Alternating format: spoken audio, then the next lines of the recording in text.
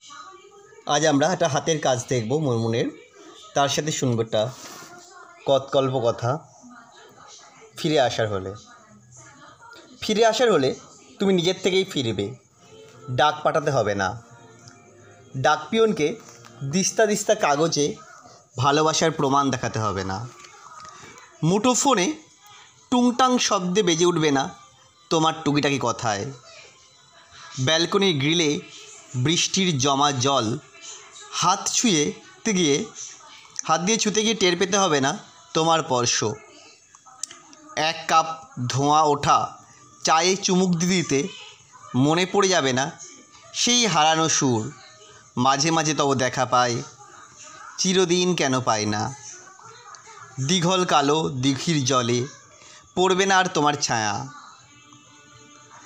বটবৃক্ষ তলে জমবে না আর ছোট্ট মেলা।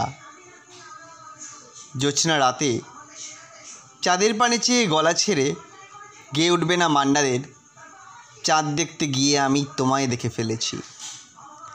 কোন জ্যোৎস্নায় বেশি আলো সেই নিয়ে দোটানায় পড়েছি। কবিতার বই আলগোছে ফেলে রেখে থাকবে না কেউ তোমার পানে অপেক্ষায় তো পথ চেয়ে। কৃষ্ণচূড়ারা অভিমানে ঝরবে না পথের ধারে। বাদলের প্রথম দিনের প্রথম কদম ফুলটা করবে না জেদ সবার আগে তোমাকে দেয়ার।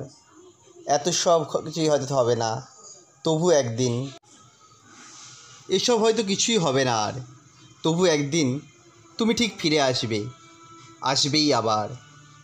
কেমন লাগলো কমেন্ট করে জানাবেন। আবার